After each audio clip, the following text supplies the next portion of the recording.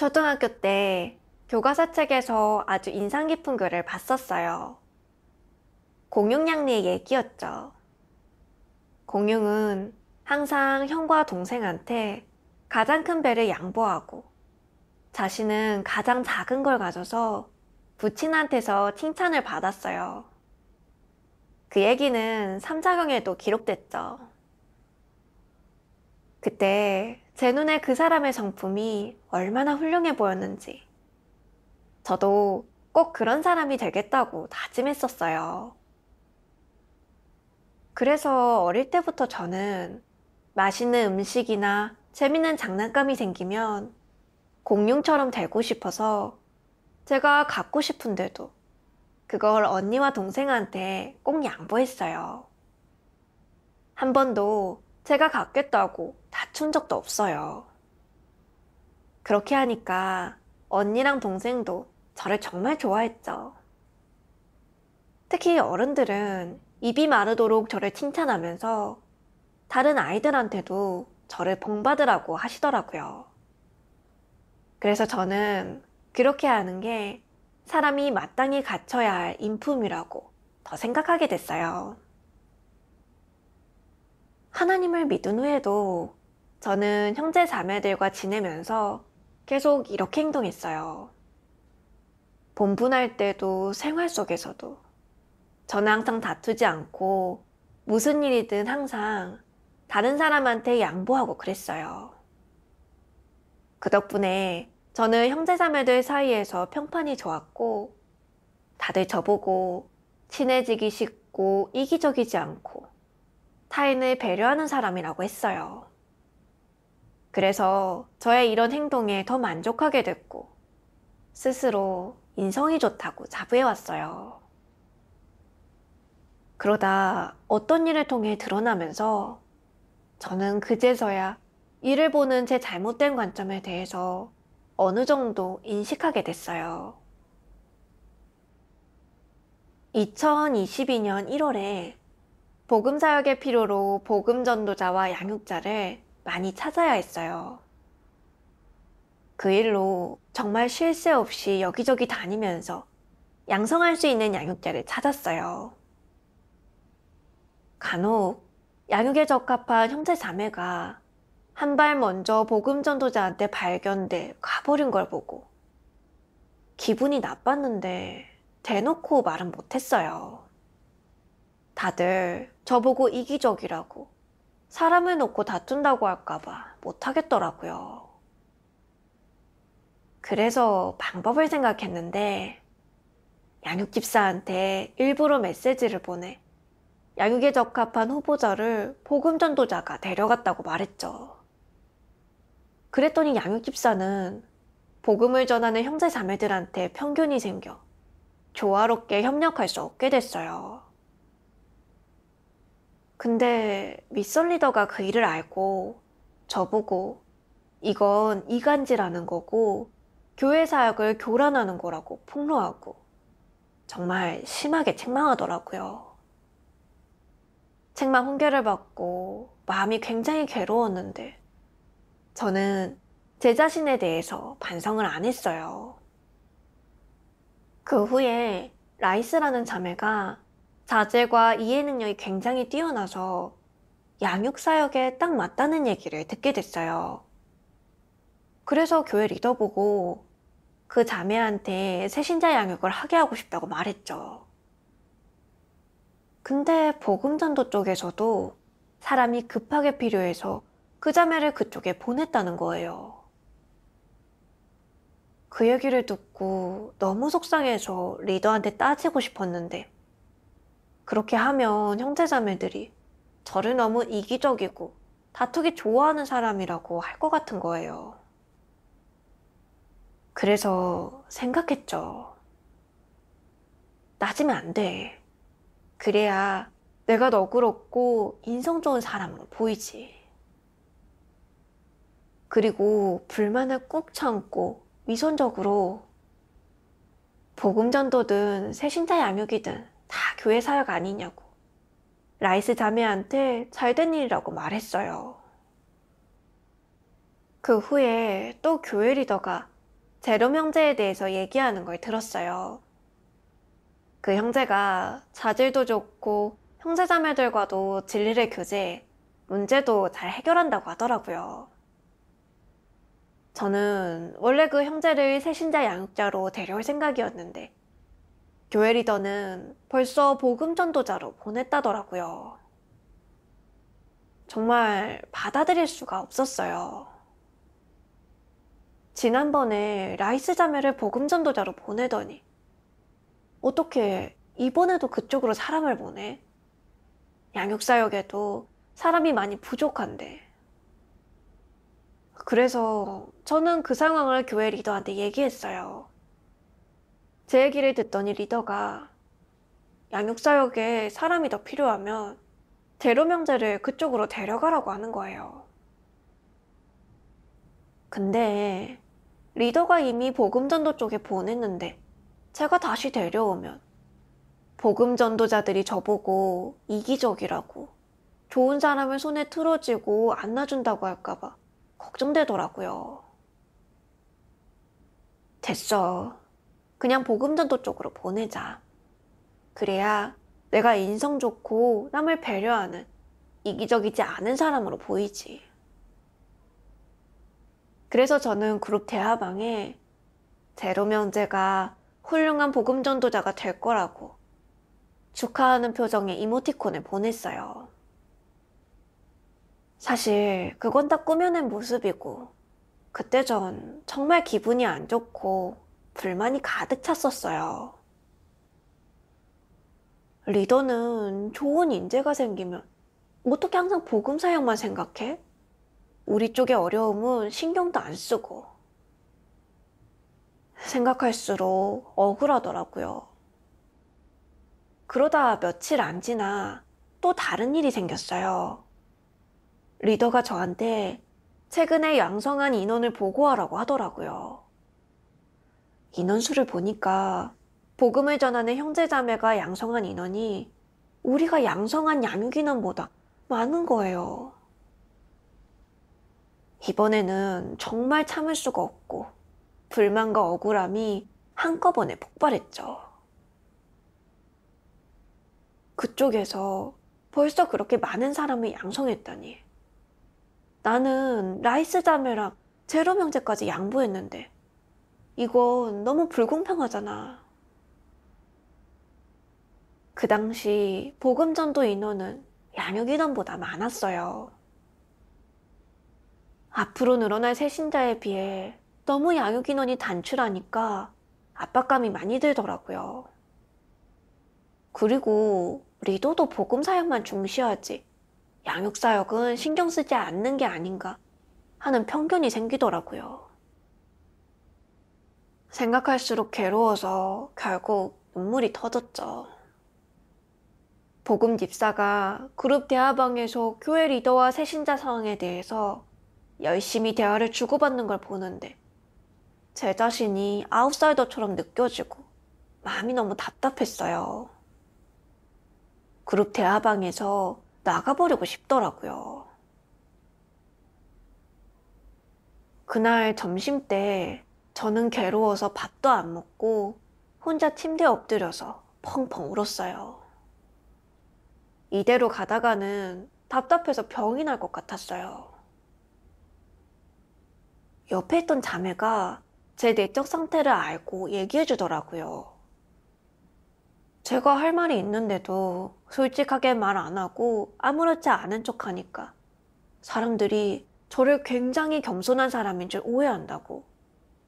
그래서 사람들이 대단하게 본 거라는 거예요. 자매의 말에 정신이 번쩍 들었어요. 그제야 제 자신을 반성해보기 시작했어요. 그리고 하나님 말씀을 받죠. 너희는 대체 어떤 자가 바리새인인 줄 아느냐? 너희 주변에 바리새인이 있느냐? 이들은 왜 바리새인이라 불리는 것이냐? 바리새인이란 어떻게 해석할 수 있느냐? 바로 외식하는 것이다. 모든 일에 가식적이고 위장한다. 어떻게 위장하느냐? 훌륭한 사람인 양, 선하고 긍정적인 사람인 양 위장한다. 사실 그가 훌륭하고 선하고 긍정적인 것이냐? 절대 그렇지 않다. 가식이라고 하면 모든 모습과 드러내는 것이 거짓되고 위장한 것으로 진실하지 않은 것이다. 진실한 면은 어디 있느냐? 드러내지 않고 속에 깊이 감춰둔 것이다. 겉모습은 전부 위장한 것이고 모조리 거짓된 것으로 이는 사람만 속일 수 있을 뿐 하나님을 속이지 못한다. 다른 사람들의 눈에 보이는 그의 경건함과 겸손함은 실은 가짜다. 그의 포용과 인내, 사람을 향한 사랑은 꾸며낸 것이다. 하나님을 사랑한다는 그의 말도 거짓된 것이다. 사람은 그를 성결하다고 생각하는데 그의 성결함 역시 가짜다. 진정으로 성결한 사람이 어디 있겠느냐? 전부 거짓된 것으로 전부 꾸며내고 포장한 것이다. 겉으로 볼 때 그는 하나님께 충성을 다하는 듯 하지만 사실 다른 사람에게 보여주려고 연기한 것이다. 사람 뒤에서는 전부 건성으로 일을 하는데 충성심이라고는 전혀 없다. 또한 겉으로는 하나님을 위해 헌신하고 가정과 직장을 버렸지만 뒤에서는 무엇을 하겠느냐? 교회에서 개인의 사업과 경영을 하고 하나님을 위해 사역한다는 기치하에 교회 밥만 먹고 재물을 훔쳐먹는다. 그런 자들이 바로 외식하는 현대판 바리새인이다. 내가 진리를 추구하고 실행하며 내 말과 행동이 하나님 말씀을 근거로 한다면, 그래서 다른 사람들이 내 원칙 있는 말과 일처리에서 도움을 받고 수확을 거둔다면 이는 양쪽 모두에게 이로운 일 아니겠느냐. 만약 전통 문화의 사상에 구속되어 살아가면서 너도 위장하고 그도 위장한다면 너는 한껏 예의를 차리고 그는 연신 굽실거리면서 서로 꾸민다면 둘 다 좋은 인물은 아닐 것이다. 온종일 굽실거리고 예의를 차리면서 솔직한 말은 한마디도 하지 않고 전통 문화가 제창하는 좋은 행위만을 살아낸다. 겉으로 볼 때는 규범화된 행위 같지만 그것은 전부 외식하는 행위요. 사람을 기만하고 미혹하는 행위이자 사람을 속이는 행위이다. 그들에게는 진심이 담긴 말 한마디 들을 수가 없다. 만약 그들과 친구가 된다면 마지막에는 속아 넘어갈 수밖에 없을 것이다. 너는 그들의 좋은 행위에서 어떤 이로움도 얻지 못한다. 그저 위장하고 기만하며 서로 속고 속이는 법을 배울 뿐이다. 결국 너는 내 인격과 존엄이 심각하게 모욕받았다고 느끼겠지만 참을 수밖에 없을 것이다. 겉으로 예의 바르고 교양 있는 양 행동하면서 남의 흠집을 잡아내지 않고 사람에게 너무 지나친 요구를 하지 않으며 인내하고 포용할 것이다. 또 아무 일도 없었던 듯 넓은 도량을 보이며 얼굴에는 은은한 미소를 띌 것이다. 얼마나 오랜 세월 수련해야 이런 경지에 이를 수 있겠느냐. 스스로에게 이렇게 요구하고 사람들 앞에서 이렇게 살아가는 것이 너무 피곤하지 않겠느냐. 자신에게는 분명 그러한 사랑이 없는데도 그게 사랑하는 척 해야 하는데 이런 식으로 외식하는 것은 쉽지 않은 일이다. 너는 점점 이렇게 사는 것이 너무 피곤하다고. 다음 생에 태어나면 우마나 개돼지가 될지언정 사람이 되지는 않겠다고. 사람은 너무 가식적이고 못됐다고 생각할 것이다. 하나님은 전통사상의 의지에 위선적으로 사는 사람한테는 그저 고통과 속박, 외부와의 단절밖에 없다고 폭로하셨어요. 그 말씀이 크게 와닿았어요. 제가 받은 해악이 너무 컸으니까요. 특히 자신에게는 분명 그러한 사랑이 없는데도 크게 사랑하는 척 해야 하는데 이런 식으로 외식하는 것은 쉽지 않은 일이다. 이 말씀에 정말 부끄러웠어요. 제가 바로 그랬거든요. 분명 그렇게 관대하지도 않으면서 아주 관대한 척하고 교회 사역을 고려하지 않으면서 교회 사역에 굉장히 신경 쓰는 척 했었어요. 새신자 둘을 복음전도 쪽에 양보하고 나서 속으로는 별로 기분이 좋지 않은데도 억지로 웃고 그들이 복음전도 쪽으로 갈 수 있어서 기쁘다고 메시지까지 보냈어요. 정말 너무 위선적이었어요. 하나님은 바리새인이 바로 외식하는 자들이고 항상 자신을 포장한다고 폭로하셨어요. 겉으로는 인성이 좋아 너 그렇게 참을 줄 알고 겸손하고 경건한 것처럼 보이지만 실제로는 그런 방식으로 사람을 미혹하고 농락해서 자신들의 지위와 밥그릇을 시키는 거고 그들의 본질이 진리를 증오하고 하나님을 증오하는 거라고 하셨어요. 그래서 예수님께서 그들을 독사와 같은 부류라고 정죄하시면서 화가 있을 거라고 하셨고요. 하나하나 따져보니까 두렵더라고요. 제 거짓되고 위장된 모습이 바리새인들과 똑같았어요. 몇 번의 배정에서 제가 계속 다투지도 않고 뺏지도 않는 것처럼 행동한 건 다른 사람들한테 좋은 평판을 받으려고 그런 거였어요.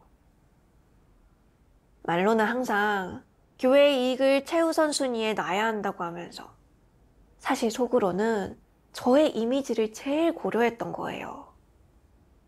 복음을 전하는 형제 자매들이 저를 이기적이고 인성이 없는 사람이라고 하고 교회 사역은 전혀 고려하지 않는다고 할까봐 걱정돼서 어쩔 수 없이 참았던 거죠.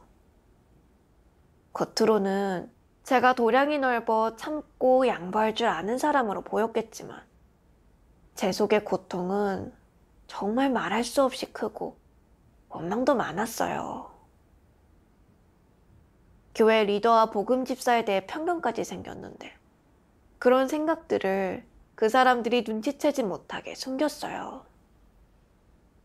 그래야 형제자매들이 저를 인성 좋고 교회 사역도 지킬 줄 아는 사람으로 생각할 수 있잖아요. 제 속셈과 제가 드러낸 걸 반성하고 나니까 제 행동이 역겹게 느껴지더라고요. 겉으로 드러나는 좋은 행동으로 사람을 미혹하고 농락해서 제 자신의 이미지를 세웠으니 다 하나님이 보시기에 역겹고 혐오스러웠을 거예요. 나중에 사람들이 고수하는 전통 문화와 덕행을 해부하신 하나님의 교제를 몇 번 듣고 나서 저는 대체 어떤 전통 문화 사상에 지배를 받아서 사는 게 이렇게 거짓되고 고통스러웠는지 반성해 봤어요.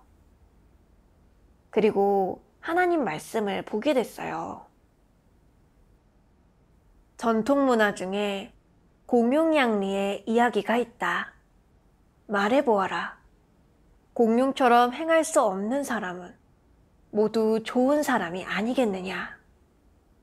예전에 사람은 공룡처럼 행할 수 있는 이는 인격이 훌륭하고 남을 위해 스스로를 희생할 수 있는 좋은 사람이라고 생각했다. 그럼 이 역사 이야기의 공용은 모두가 본받아야 할 본보기겠느냐? 이 인물이 사람의 마음속에서 어느 정도 자리를 차지하고 있지 않겠느냐? 그렇습니다. 이 사람의 이름이 아니라 그의 사상과 행동, 도덕, 행위가 사람들 마음속에서 한 자리 차지하고 있는 것이다. 사람은 모두 그의 행동을 몹시 추앙하고 거기에 동조하며 마음속으로 그의 덕행에 탐복을 금치 못한다. 지식분자들은 전통 문화에 매우 깊은 영향을 받는다. 그들은 전통 문화를 받아들이기만 한 게 아니라 전통 문화의 수많은 사상과 관점을 마음으로 받아들여 긍정적인 사물로 여긴다. 심지어는 유명한 말을 좌우명으로 삼는데 그러면서 인생에서 잘못된 길에 들어서게 된다. 전통 문화는 육아학설을 대표로 하며 육아학설에는 체계적인 일련의 사상이론이 있다.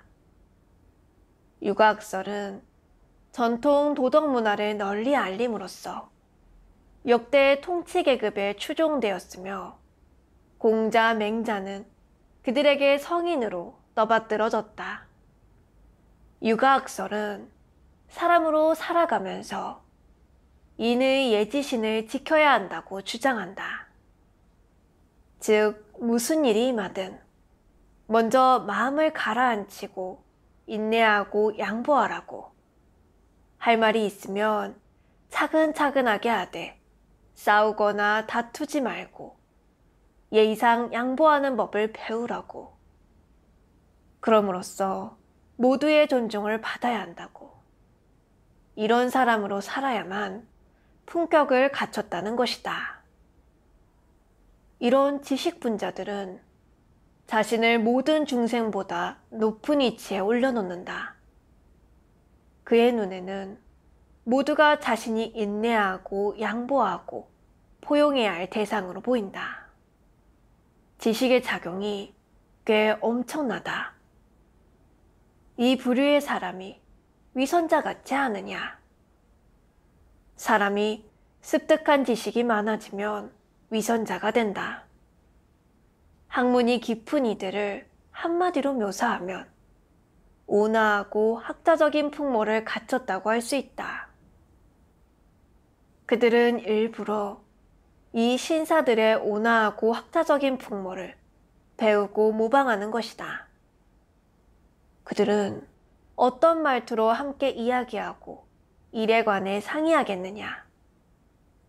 더없이 부드러운 표정과 점잖고 함축적인 말로 다들 자신의 관점만 드러낼 뿐이다. 다른 이의 관점이 옳지 않다는 것을 알아도 말하지 않으며 아무도 남에게 상처 주지 않는다. 솜이 스치듯 아프지도 가렵지도 않게 더없이 온화하게 말하여 듣는 사람이 역겹고 답답하고 화가 날 정도다. 이런 사람들은 위장에 매우 능하다. 이렇게 작은 일까지 위장하고 포장하면서 아무도 분명히 말하지 않는다. 그들은 서민 앞에서 어떤 모습을 보이고 어떤 이미지를 꾸며내려 하느냐? 서민에게 겸손하고 예의 바른 군자로 보이려 한다. 군자는 남들보다 뛰어난 자로 사람들이 우러르는 대상이다.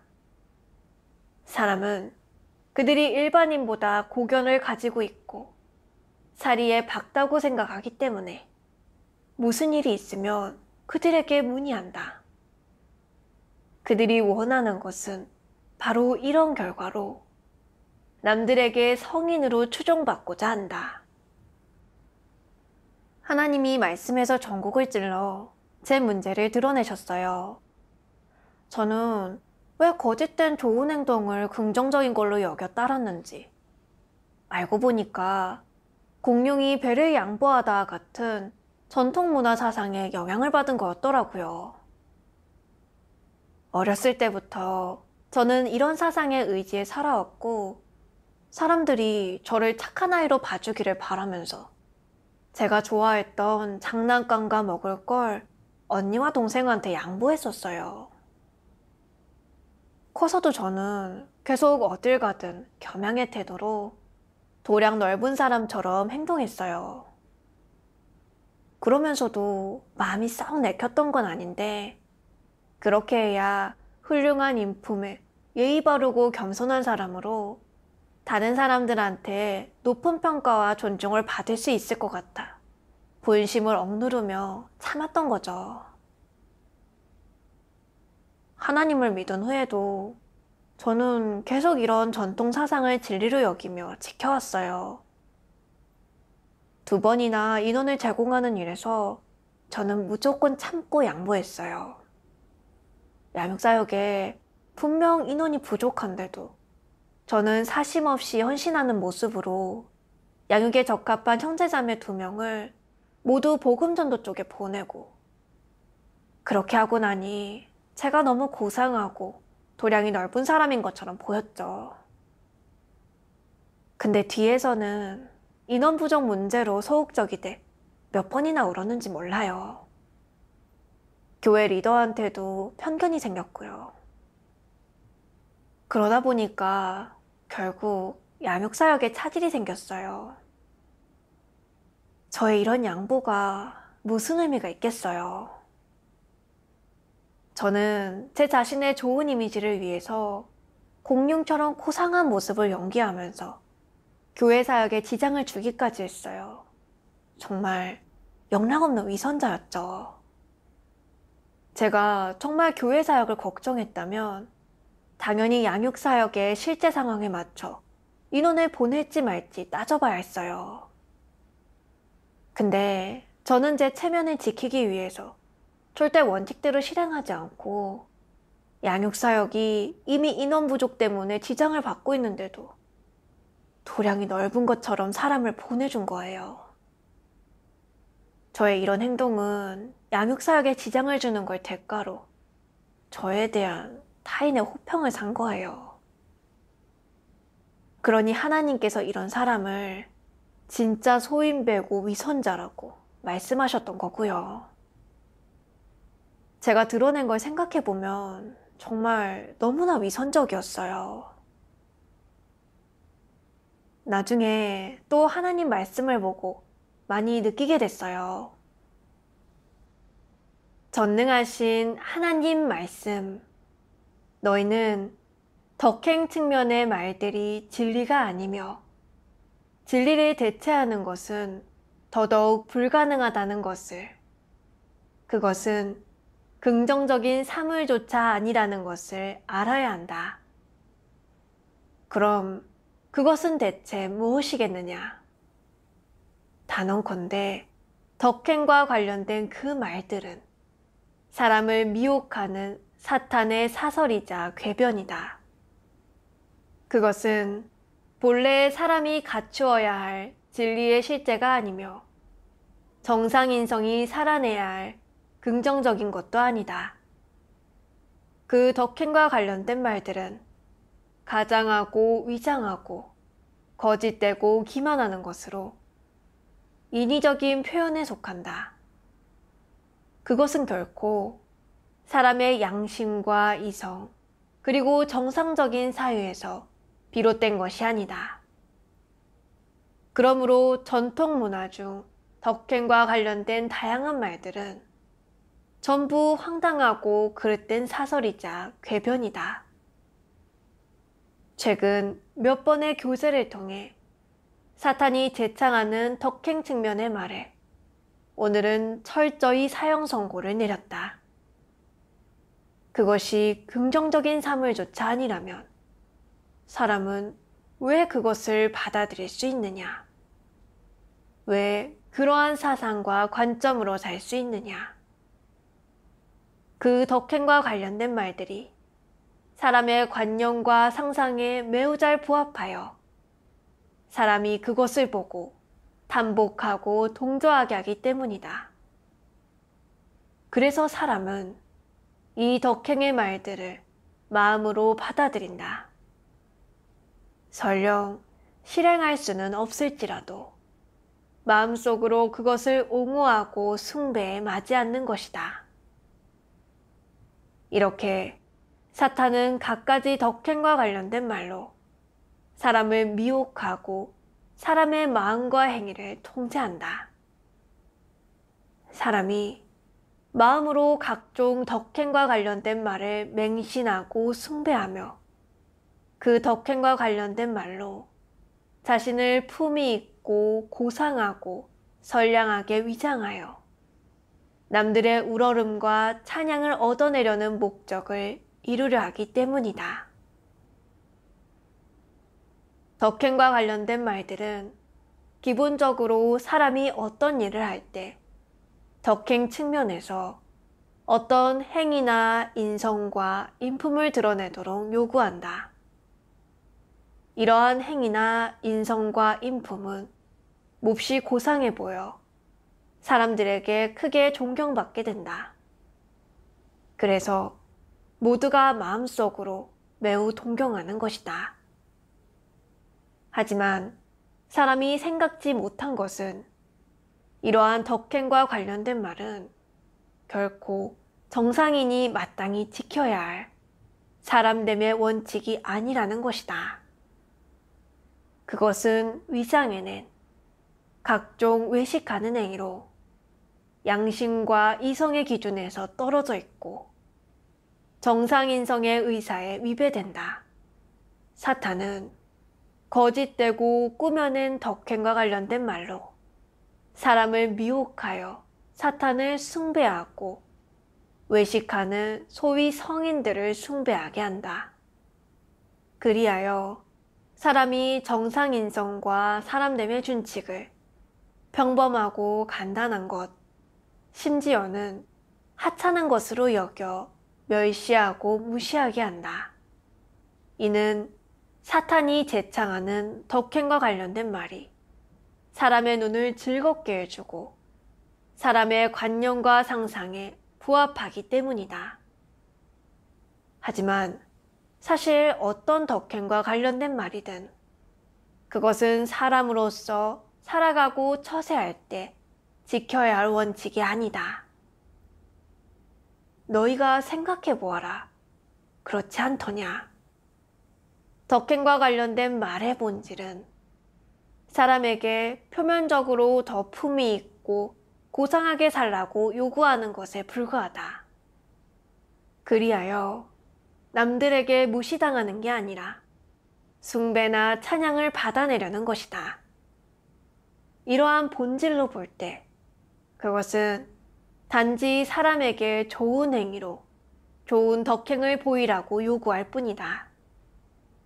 이를 통해 폐괴된 인류의 야심과 사치스러운 욕망을 가리고 억제하며 사람의 사악하고 추한 본성 본질, 그리고 각종 폐괴 성품을 가리는 것이다. 그것은 사람의 표면적인 좋은 행위와 행동으로 그의 인격을 끌어올리고자 하고 다른 사람 마음속에 그의 이미지와 그에 대한 외부의 평가를 높이고자 한다. 이 몇 가지 면을 볼 때 덕행과 관련된 말은 사람의 표면적인 행동과 행위로 내면의 사상과 관점, 그리고 사람의 추악한 몰골과 본성, 본질을 가리는 것이다. 이것이 가려지겠느냐? 감추려 할수록 더 드러나지 않겠느냐? 하지만 사탄은 이런 것들을 신경 쓰지 않는다. 사탄의 목적은 폐괴된 인류의 추악한 몰골과 사람의 폐괴된 본 모습을 가리는 데 있다. 그래서 사탄은 사람이 덕행 측면의 행위로 스스로를 위장하게 한다. 다시 말해 덕행 측면의 규례와 행위로 한 사람의 겉모습을 포장하고 그의 인성과 인품, 그리고 인격을 끌어올려 다른 이의 우러름과 찬양을 받아내려는 목적을 이루는 것이다. 덕행에 관한 이런 말들은 기본적으로 사람의 행위와 태도, 도덕 수준으로 그 사람의 높고 낮음과 귀천을 결정한다. 하나님 말씀을 보고 나서 제가 이제까지 잘못된 관점을 가지고 있었다는 걸 깨닫게 됐어요. 전통 사상에서 좋은 덕행을 인성의 좋고 나쁨을 가늠하는 기준으로 여겼던 거죠. 덕행을 진리로 착각해서 미덕을 갖춘 사람을 인성이 좋은 사람이라고 생각했던 거예요. 근데 덕행은 인간이 마땅히 지켜야 할 사람됨의 원칙이 절대 아니에요. 오히려 외식하는 행위고 본질은 사탄이 사람을 미혹하고 패괴시키는 수단과 방식이에요. 사탄은 전통 문화를 이용해 사람들한테 덕행의 기준을 심어줘 그걸 따르게 해요. 그래서 사람들은 겉으로 보이는 좋은 행위로 자신을 위장해 내면의 폐괴된 추태를 감추게 돼요. 그렇게 하면서 사람들한테서 우러름을 받게 되는데 결과적으로 점점 더 위선적이고 간사해지게 돼요. 제 자신을 비춰보면 바로 그랬어요. 저는 전통 사상이 내세우는 좋은 덕목을 제 행동의 준칙으로 삼았어요. 겉으로는 다투지도 않고 뺏지도 않고 사이좋게 지내는 것처럼 보이지만 사실 사람들한테서 인성 좋은 사람이라는 말을 들으려고 좋은 행동을 하려고 노력했어요. 그렇게 해서 사람들이 저에 대해 좋은 이미지를 갖게 하면서 입으로는 교회 사역을 고려하는 것처럼 말했죠. 정말 너무 감사했어요. 나중에 하나님 말씀을 봤어요. 진리를 깨달은 사람은 전통 문화 중 덕행과 관련된 말과 요구를 해부해야 한다. 내가 어떤 말을 가장 소중히 여기고 줄곧 지켜왔는지, 또 줄곧 사람과 일을 대하고 처신하고 일처리하는 근거와 준칙으로 삼았는지 살펴야 한다. 그러고 나서 내가 지킨 그것들을 하나님의 말씀 요구와 대조해 전통 문화에 속하는 것들과 하나님이 선포한 진리가 서로 저촉되지는 않는지, 대립하지는 않는지 살펴야 할 것이다. 정말 문제를 발견했다면 전통 문화의 그러한 것들이 과연 어디가 잘못되었는지, 어떤 부분이 황당한지 얼른 해부하고 그 문제들을 확실히 해야 한다. 그러면 무엇이 진리이고 무엇이 궤변인지 깨달을 것이고 실행의 길이 생겨 자신이 가야 할 길을 선택할 수 있을 것이다. 내가 이렇게 진리를 구하면 올바른 길로 되돌아올 수 있다. 말씀을 보고 저는 이런 전통 문화에 기대 살지 않으려면 어떻게 해야 하는지를 깨달았어요. 먼저 이런 것들이 어떻게 잘못됐고 황당한 점이 뭐고 진리에 어긋나는 부분은 뭔지, 그런 걸 근거로 살면 어떤 결과를 초래하는지 분별하고 해부해야 해요. 제대로 알아야 그걸 버리고 진리를 받아들일 수 있죠. 곰곰이 생각해봤어요.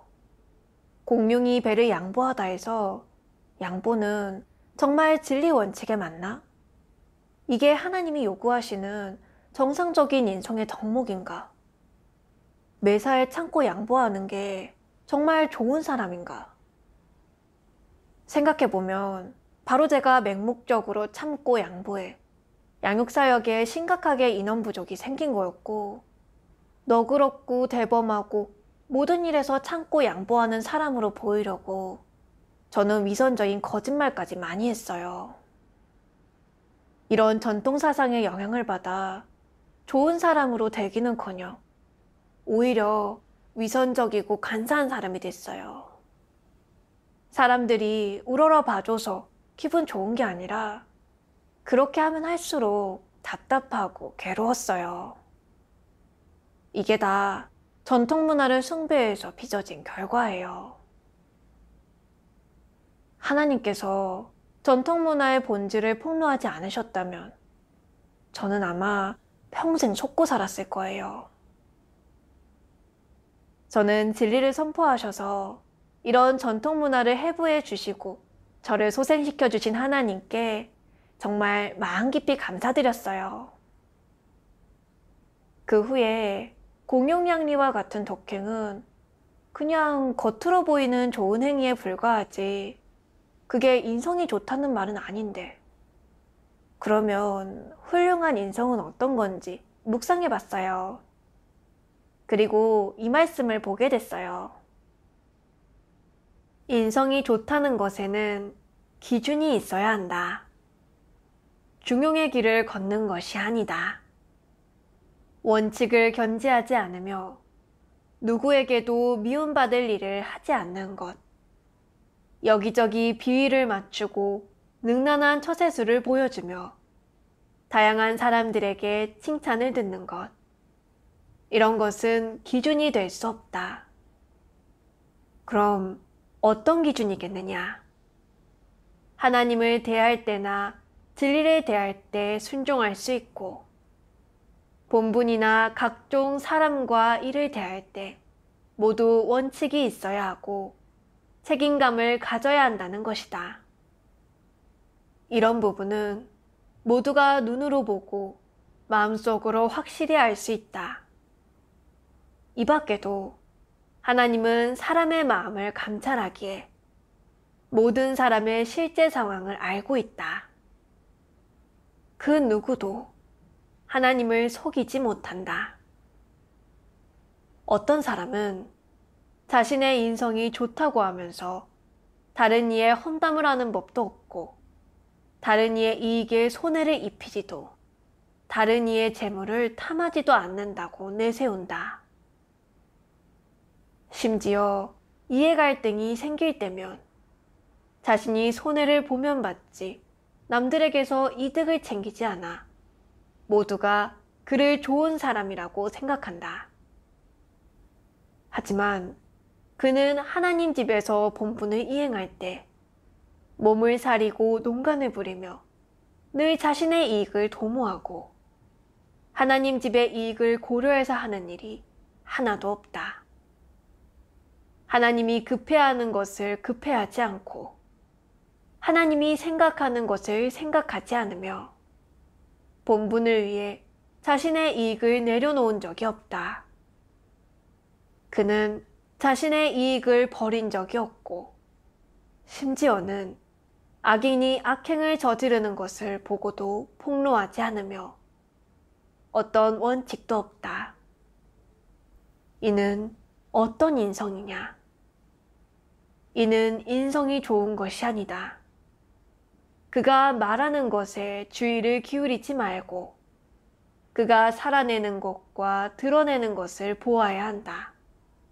그가 본분을 이행할 때 어떤 태도를 보이는지, 그의 내적 상태는 어떤지, 무엇을 좋아하는지를 보아야 한다.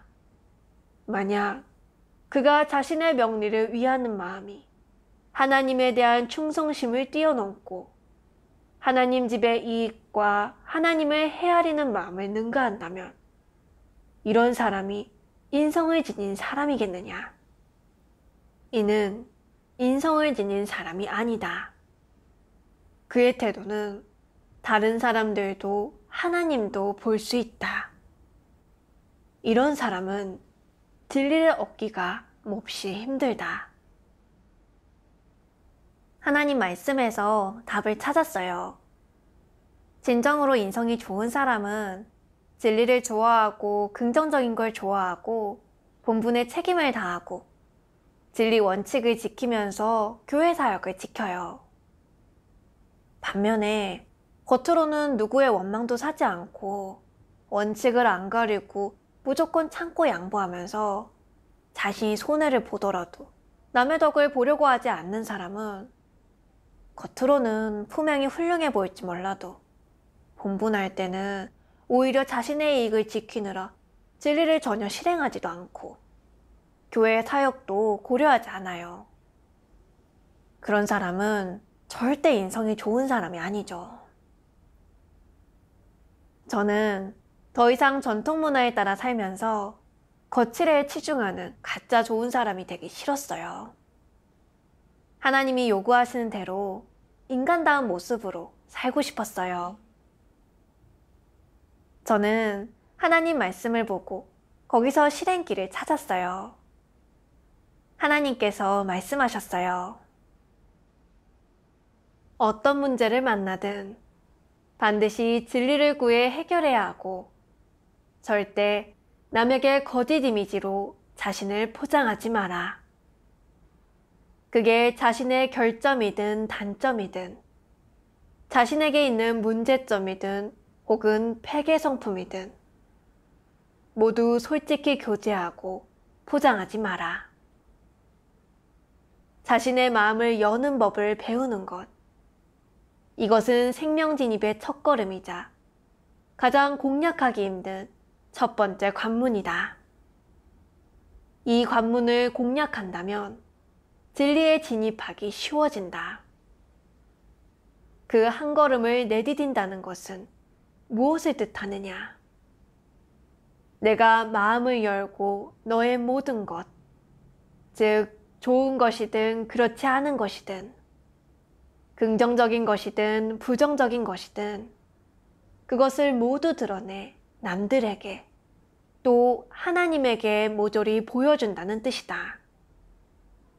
그리고 하나님에게 숨기거나 가리거나 위장하지 않고 간사하게 행동하거나 기만하지 않고 사람에게도 마찬가지로 솔직하고 진실하게 대한다는 뜻이다. 그러면 너는 빛 속에서 살게 되고 하나님이 감찰할 뿐만 아니라 사람들도 내가 원칙 있고 투명하게 일한다는 사실을 알게 될 것이다. 너는 자신의 명예와 체면, 지위를 지키기 위해 어떤 수단을 쓰거나 자신이 잘못한 일을 무마하기 위해 감추거나 꾸밀 필요가 없다. 이러한 부질없는 노력을 하지 않아도 된다. 이런 것을 내려놓는다면 너는 아주 홀가분하게 속박도 고통도 없이 온전히 빛 속에서 살 수 있다. 하나님 말씀에서 깨달았어요. 자신을 위장해 사람들한테 허상을 보여주지 말고 정직하고 솔직하게 털어놓는 사람으로 살아야 해요. 그리고 어떤 문제나 어려움이 있을 때 그걸 털어놓고 다 같이 소통해야 형제 자매들도 더 잘 도와줄 수 있다는 것도 알았어요. 제가 말하지도 않고 덮어놓고 참고 양보하며 위장해 형제 자매들은 양육사역에 인원이 부족하지 않은 줄 알았고 이 사역이 순조롭게 진행되고 있는 줄 알았던 거예요. 사실은 저도 고통스러웠고 교회 사역에도 해를 끼쳤죠. 그 후에 저는 의식적으로 하나님 말씀에 따라 실행했어요. 어려움을 형제 자매들과 명확하게 소통했더니 그 후로는 사람들이 양육사역을 할 수 있는 사람들을 계속 알려주더라고요. 이 일로 저는 하나님 말씀대로 실행하는 게 홀가분하고도 즐거운 일이라는 걸 알았어요. 또 전통 문화대로 사는 건 점점 깊이 폐괴시키고 갈수록 거짓되고 간사해져서 점점 더 고통스럽게 된다는 것도 알았어요. 진리를 실행해야만 사람답게 살 수 있고 진정으로 좋은 사람이 돼서 평안과 기쁨을 얻을 수 있어요. 하나님께 감사드려요.